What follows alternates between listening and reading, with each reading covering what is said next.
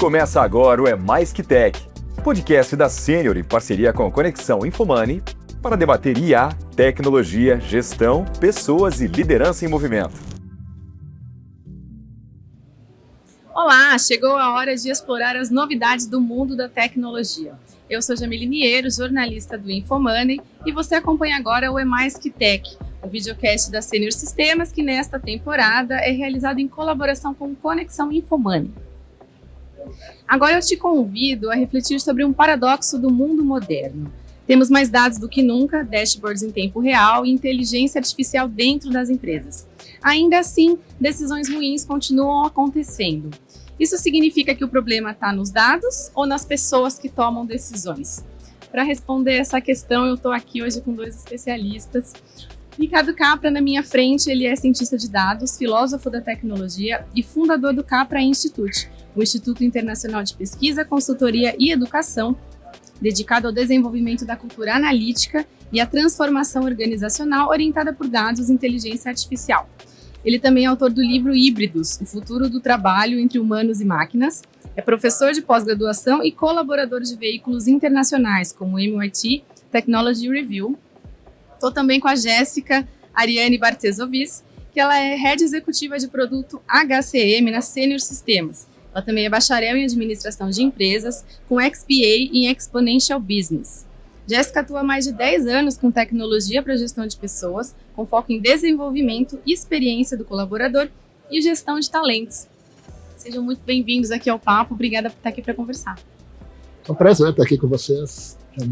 Obrigada, ansiosa por essa pauta aí tão reflexiva que a gente vai conversar hoje. Maravilha, eu já vou começar então perguntando para você, Capra. Ter mais dados realmente melhora as decisões? Ou a gente está só criando mais confusão e paralisia nas empresas? Como você vê? Não, está melhorando, né? Na verdade, ter mais dados gera um fenômeno que a gente chama de infoxication, quando a gente fica intoxicado de informação a ponto de paralisar o nosso processo de decisão, o nosso pensar, né? Ele fica paralisado também dentro disso. O Daniel Kahneman fala muito disso na literatura, tem o livro Ruído, do Daniel Kahneman, que conta muito essa história de que quanto mais informação a gente acumula, não necessariamente a gente toma melhores decisões ou fica mais inteligente, porque o nosso cérebro é biológico, orgânico, ele tem uma limitação, e a gente imaginou que transferindo uma parte do pensar para dentro de um dispositivo técnico, o armazenamento da informação, que são os dados, a gente estaria resolvendo o problema da decisão.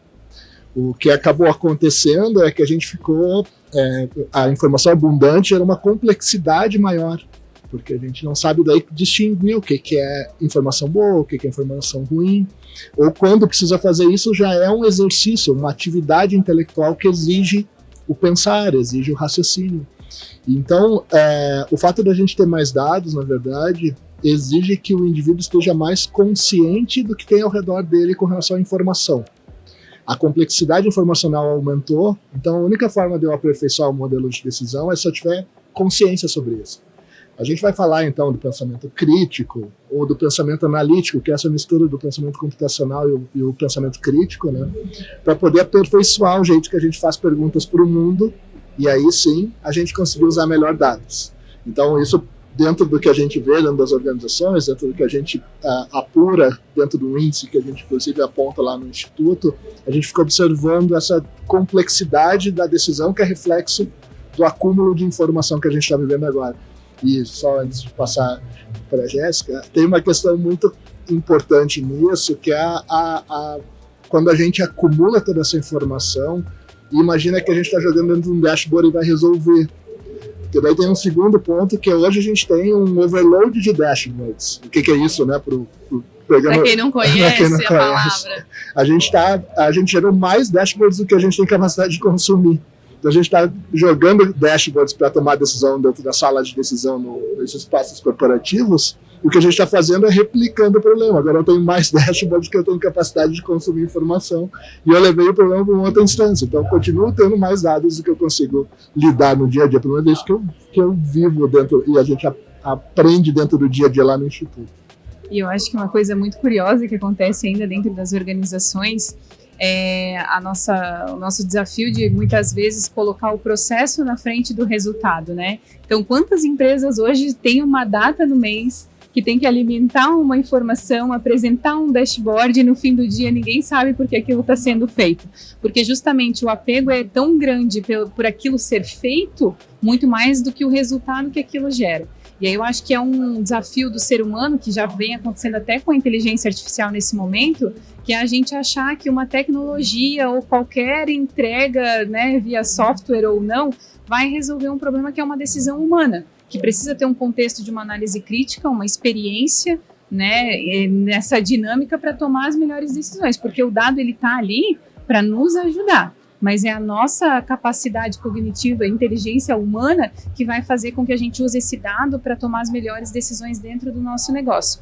Então eu ainda vejo um grande erro de ser só um cumprimento de um dashboard que eu vou apresentar para certa área em determinado dia do mês, mas o que isso está fazendo o meu ponteiro mexer e que ações eu estou tomando baseada nisso que eu estou apresentando, ou que eu estou consumindo, né, quando a gente fala de dados. Então, acho que tem um desafio bem grande aí ainda, por mais que a gente já evoluiu nos últimos anos em relação à estrutura de dados. Eu queria aproveitar esse gancho, então, que você trouxe, Jéssica. O que vocês já viram de evolução nesse sentido, né? Desde quando começou a se falar ali sobre essa análise de dados, né, de trazer mais essa cultura. E até hoje, o que vocês já viram nessa evolução? Dá para dizer que evoluiu de que forma?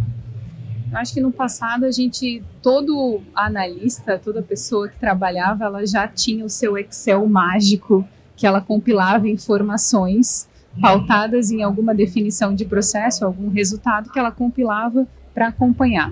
Ao longo do tempo isso veio evoluindo, né? O próprio sistema com a sua já inteligência, ele conseguiu compilar essas informações e estruturar, também trazendo uma descentralização disso para que a própria área muitas vezes montasse suas análises das informações. E agora a gente vem com a inteligência artificial, que a gente tem um componente ali que ele tem a capacidade de fazer uma leitura de contexto e usar esse dado. Até então, o grande desafio da empresa tenho muitos dados, tenho muitas ferramentas, mas eu ainda dependo de um ser humano, de uma análise crítica, de uma interpretação única e exclusivamente do ser humano. O que eu vejo agora? A IA ela já consegue permear uma boa parte dessa análise crítica, fazer correlações e predições dessas informações.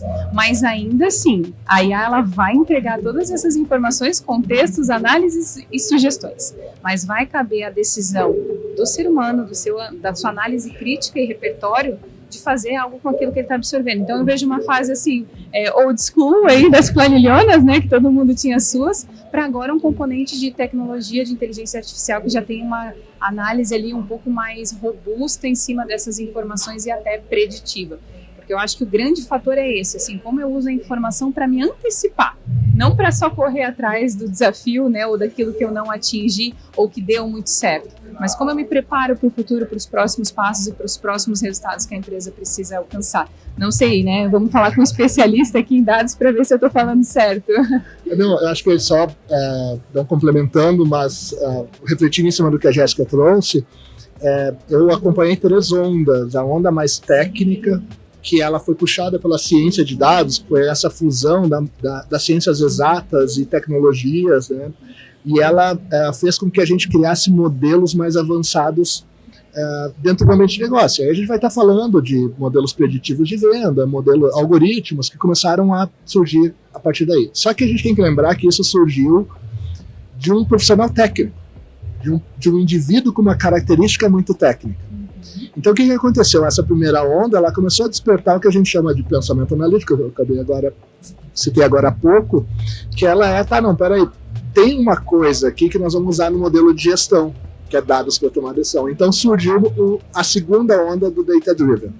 Data Driven ok, a gente tem esse monte de produto de dados aqui dentro da companhia, agora usem nas suas áreas. Área de venda, área de recursos humanos, área de estoque, seja lá qual for a área. E isso fez com que se criasse em torno do movimento uma cultura, porque as pessoas tinham que entender o que era o dado, como ele aparecia, e começaram a questionar do que ele era feito.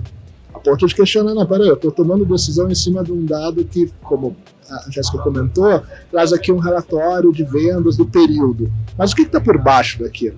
Então o profissional tomador de decisão, ele começou a sentir uma necessidade de dialogar com aquele dado, mas aí houve um conflito de idioma, de linguagem. O profissional de negócio, seja qual for a área de negócio, fala um idioma, o profissional técnico fala outro. Tanto que eu vim da TI, né? Eu fiquei preso na sala de TI por um longo tempo, né? A gente tinha uma salinha que ficava preso lá, não sai daí, né? É TI. E essa distinção é porque a gente usava terminologias em inglês, porque a gente, dentro da área técnica, foi obrigado a aprender a programar em uma linguagem técnica que exigia o inglês. Esse é um exemplo, claro, né? Mas assim, a própria nomenclatura, o jeito que a gente falava sobre a tecnologia, a gente usa muitos termos técnicos para isso. E a gente tentou embutir isso nas áreas de negócio, empurrar. Não, é assim que chama, é Data Lake. Tá bom. O que é Data Lake? Então, assim, foi um novo dicionário para a área de negócio. Com a IA, e aí só finalizando minha resposta, a gente meio que tirou a necessidade do dicionário. Porque a IA faz o papel de explicar. Qual o problema? A gente não vai certificar, deve, né? Mas não tem o costume de certificar se a informação é de qualidade ou não. E muitas vezes não vai saber certificar e ir a fundo naquela informação porque não vai entrar no componente técnico. Então, está tornando a conversa sobre dados um pouco rasa.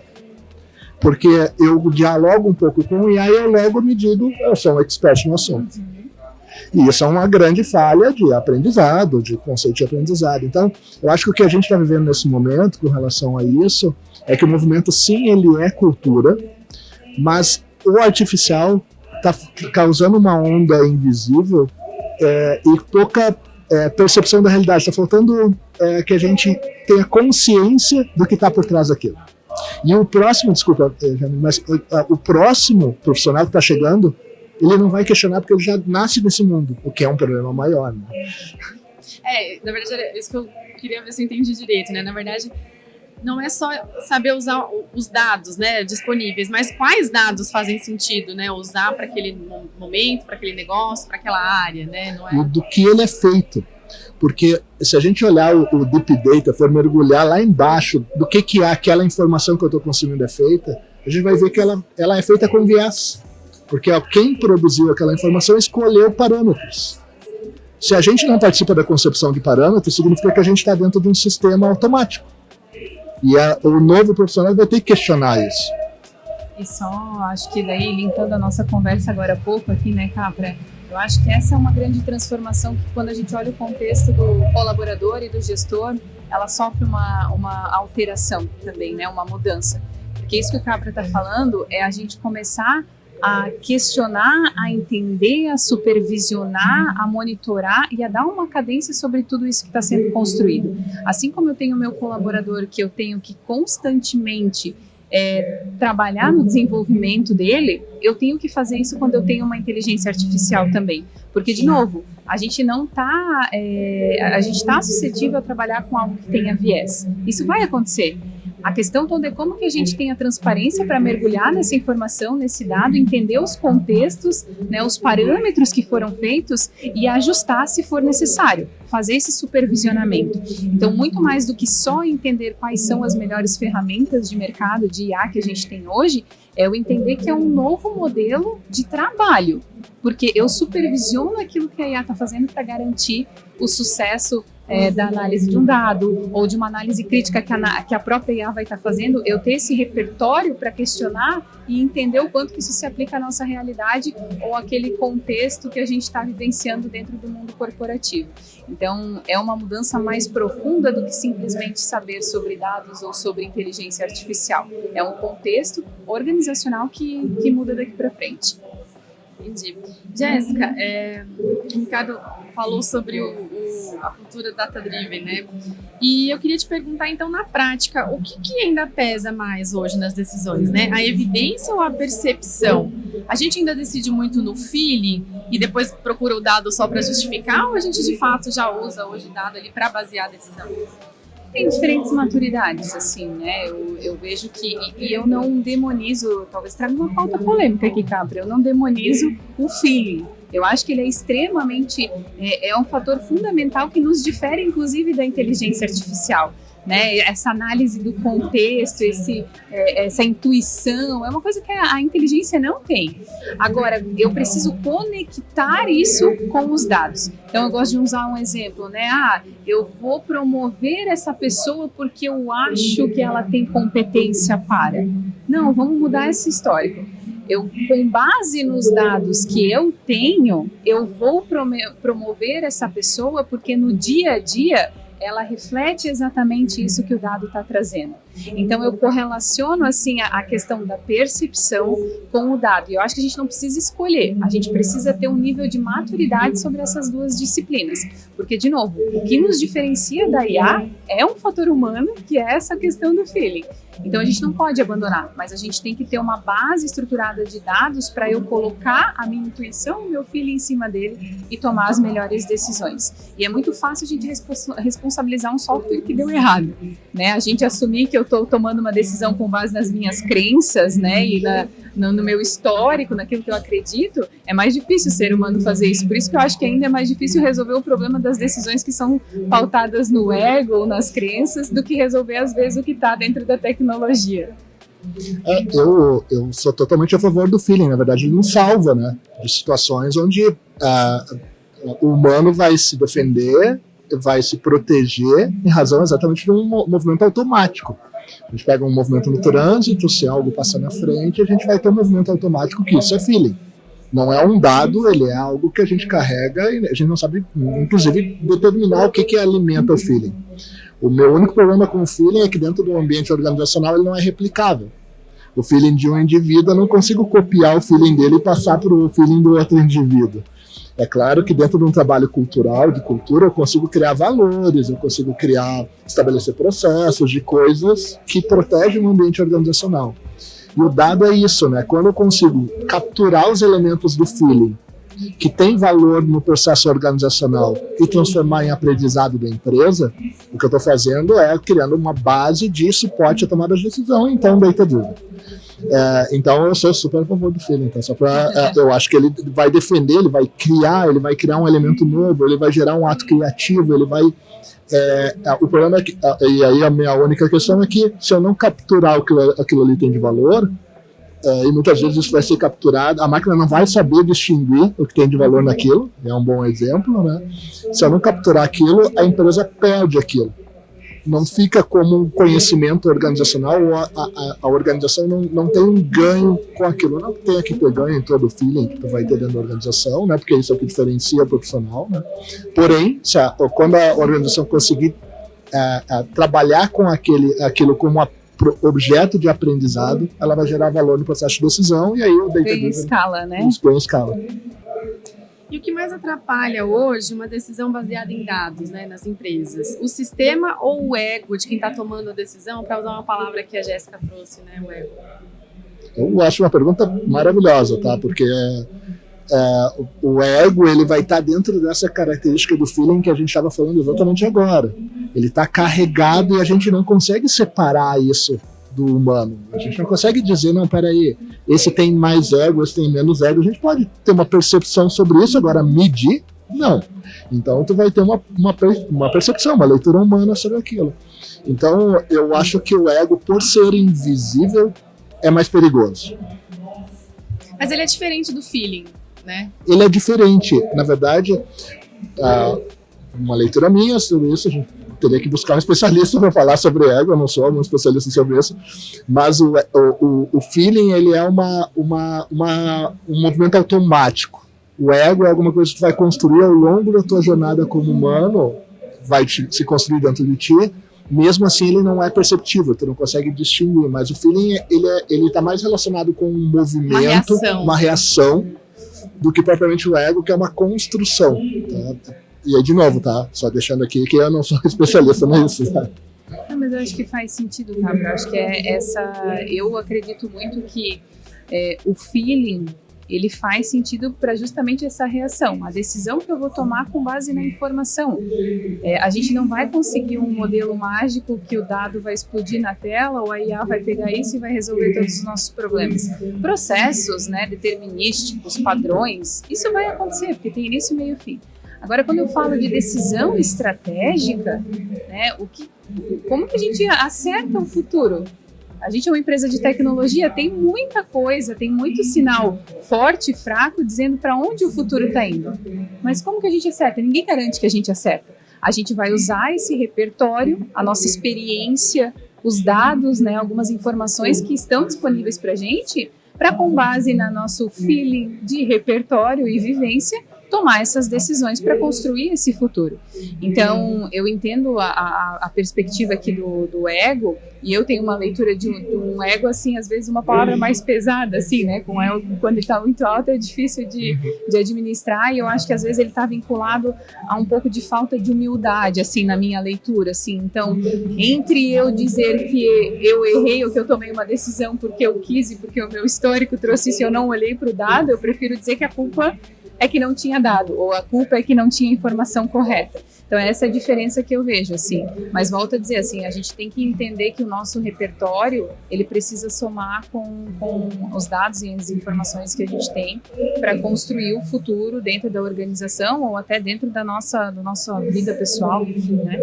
Então, para mim é um somatório, assim. Eu sei, é difícil amplificar, tem questões de viés, por isso que eu volto lá atrás no meu ponto, assim, como que a gente cria uma pauta de governança para que o que a gente constrói, tanto em dados quanto em inteligência artificial, ela represente a cultura, o direcionamento, porque a cultura é o DNA, né? A cultura talvez é o feeling da empresa, acho que a gente pode comparar nesse sentido.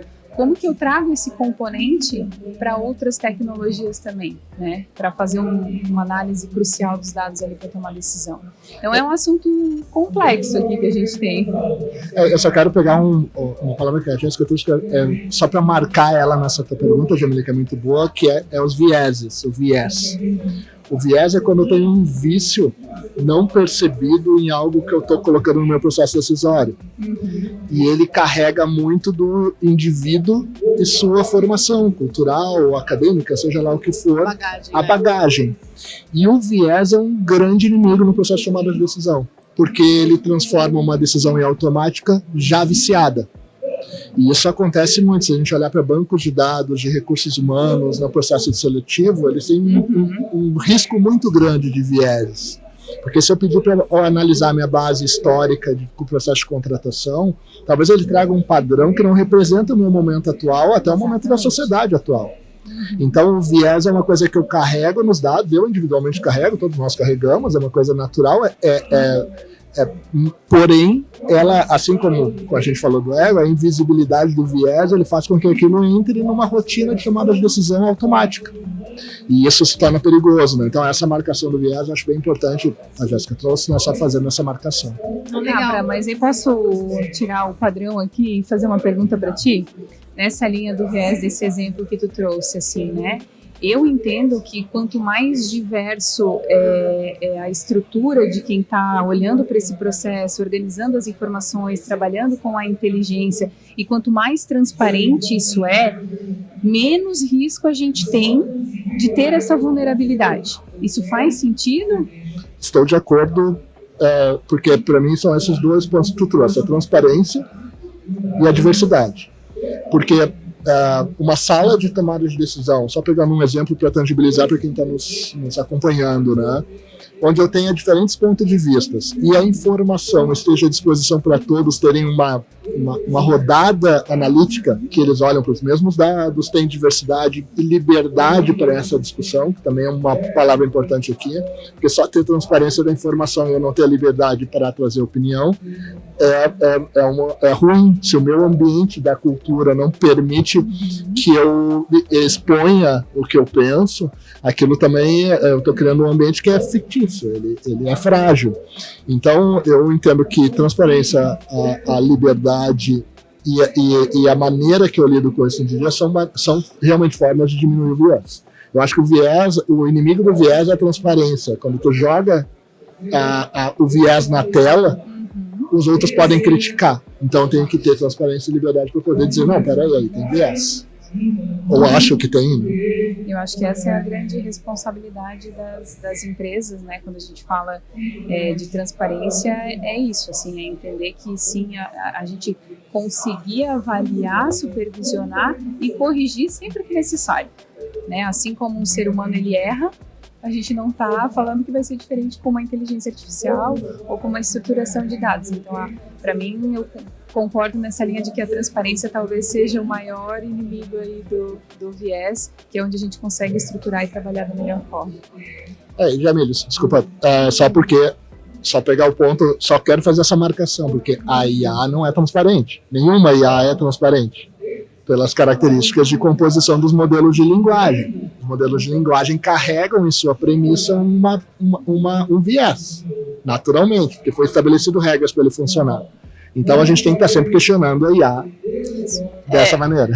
Era justamente essa a minha próxima pergunta, né? Pensando até no exemplo que você trouxe de gestão ali de pessoas, né? Você trouxe a questão do recrutamento ali, mas ampliando para a gestão de pessoas como de uma forma mais geral, né? E quais decisões que a inteligência artificial consegue tornar os líderes melhores e onde que o julgamento humano ainda é insubstituível? Eu vou começar, Jéssica, te passo, porque eu vou tentar ser objetivo em dizer que é muito difícil o papel da liderança nesse momento, porque esse processo cognitivo que a gente está falando, ele está internalizado nos nossos cérebros, no nosso inconsciente, inclusive. A gente está usando IA em tudo. A camiseta que a gente está usando, a roupa que vocês estão usando, o jeito que a gente prendeu o cabelo, cortou o cabelo, os nossos parentes estão usando e nos afetam com as decisões que a IA está circulando dentro do mundo de informação hiperconectada. Então, vamos conectar ele no todo. Mas eu não consigo distinguir aqui nessa conversa o quanto do meu processo decisório é feito por IA e o quanto não é. Inclusive, isso é o que eu chamo do híbrido, né? No livro Híbridos, é porque tem uma interdependência entre o humano, o dado e a máquina que a gente não consegue mais separar. E não vai separar. Não vai separar porque ele vai ser uma parte do nosso ecossistema que a gente vive, assim como a gente é interconectado com a natureza. Mudou o ambiente, ele é um ambiente informacional e não natural, mas essa interconexão a gente não vai conseguir mais distinguir, separar. Não, peraí, isso aqui que o Capra está falando, ele leu na IA. Não, né? É parte do meu ambiente que eu vivo. É parte de onde eu estou inserido. Por isso que aquela grande discussão sobre o smartphone na escola, né? E aqui eu não estou discutindo o fato do desenvolvimento cognitivo da criança, o que não deve ter aquilo, porque eu acho que tu deve estimular sem o recurso. Porém, tirar isso de dentro do ambiente é perigoso, porque o ambiente que a gente vai viver a partir de agora tem aquilo. Então, e aí voltando para o ambiente de negócio, só para concluir, eu acho que esse ser híbrido vivendo dentro do ambiente corporativo, a liderança não viu ele ainda. Ela continua considerando que o indivíduo toma a decisão sozinho, a pessoa toma a decisão sozinha, e ela não toma mais, tem IA em tudo. Então acho que a gente precisa acordar essa liderança para esses trabalhadores que estão dentro dos espaços deles, que agora são híbridos, tá? E assim, eu vou falar um pouquinho das decisões que a gente tomou dentro da Senior, né? Eu tenho muito claro assim que não estamos mais no momento de questionar.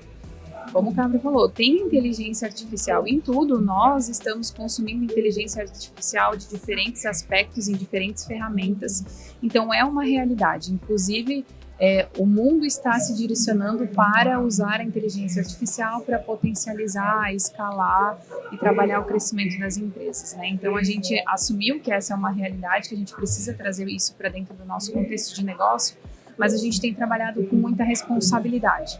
Então, quando a gente fala das disciplinas de gestão de pessoas, o nosso posicionamento é de que a gente vai ajudar o gestor a tomar uma decisão mais imparcial possível.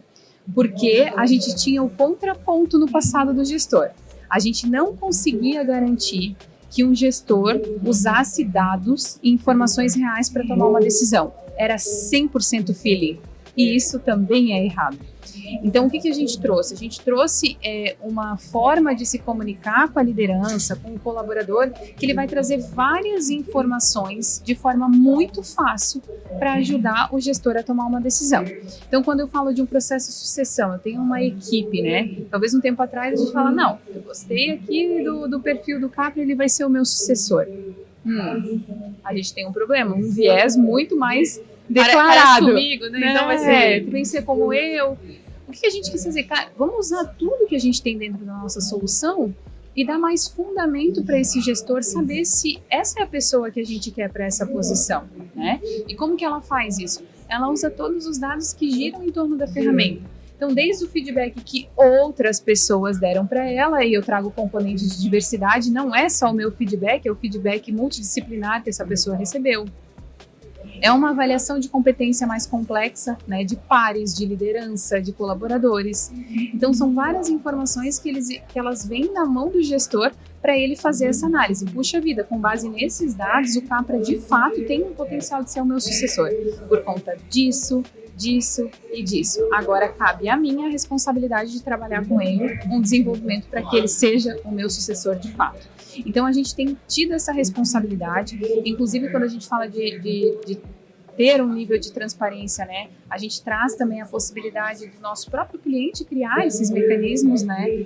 As definições dos guardrails também, que são muito importantes. A gente adora falar de tudo que a IA faz, mas fala pouco do que ela não deveria fazer.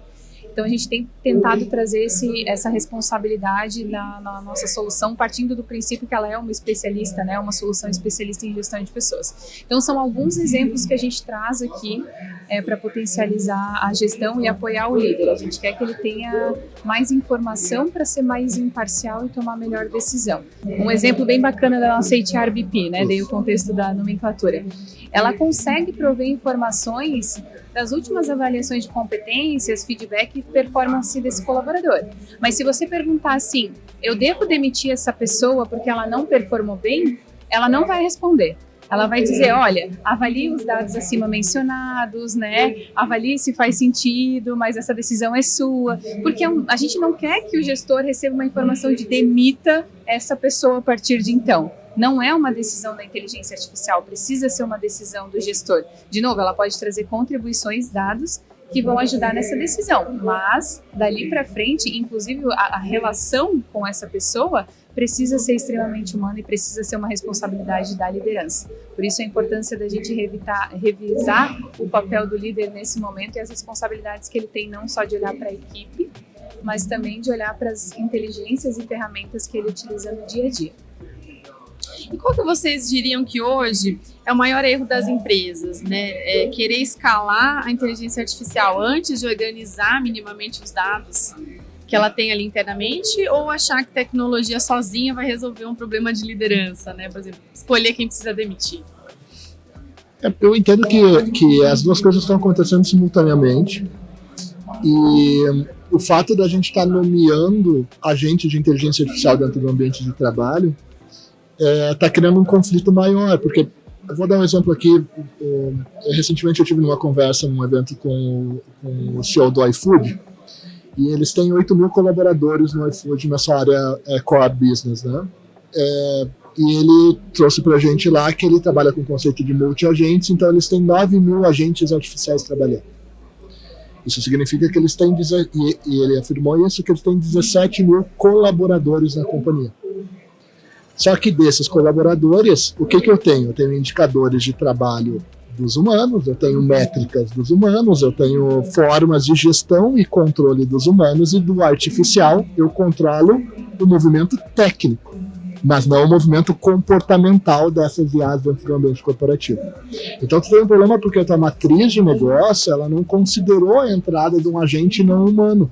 É um alienígena dentro do teu espaço de trabalho, porque tu já está nomeando ele, tu já está considerando ele, e esse desafio é muito grande, porque a tua rotina de trabalho, aquilo que a gente chama de trabalho, vai ter que ser ressignificado.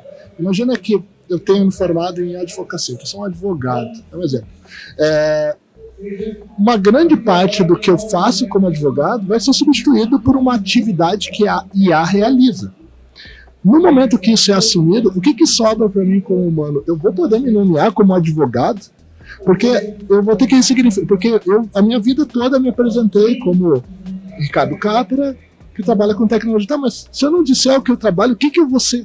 Então, assim, tem um problema de a gente ressignificar o que a gente é dentro do trabalho.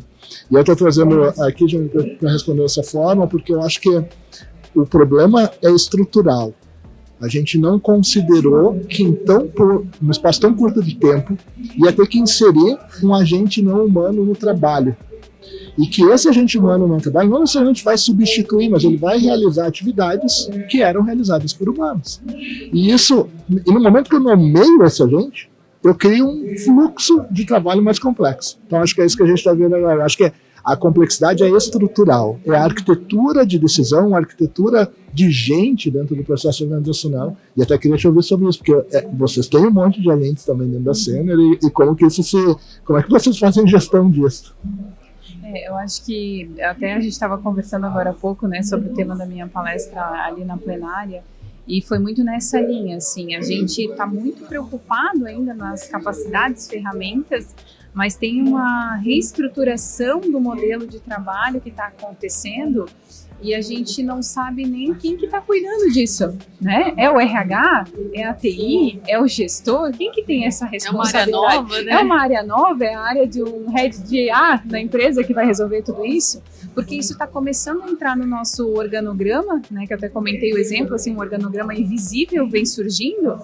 E a gente não está repensando os nossos processos que foram formulados para pessoas, seres humanos. Então, como que a gente traz toda essa gestão, essa governança de seres humanos para o contexto de inteligência artificial também? Dentro da Sênior, né, tu comentou aqui, a gente tem trabalhado muito com inteligência artificial dentro dos nossos produtos, mas também dentro da nossa estrutura de escala. E sim, a gente tem um grupo multidisciplinar trabalhando na governança.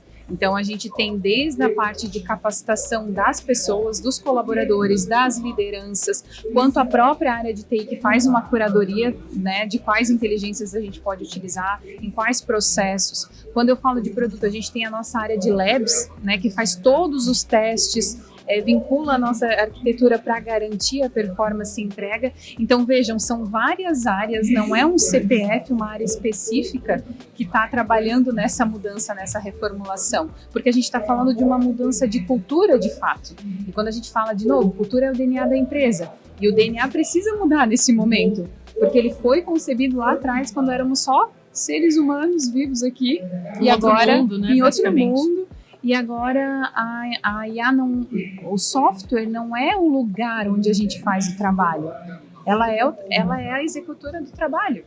E a gente não estava preparado para viver isso de uma forma tão rápida. Acho que a gente mirou muito lá no filme do Exterminador do Futuro, achando que ia ser humanoides, né? E a gente esqueceu que isso poderia acontecer de uma forma, ou não se atentou que isso poderia ter uma mudança significativa muito mais simples, que é exigir uma mudança muito disruptiva dentro das corporações, assim.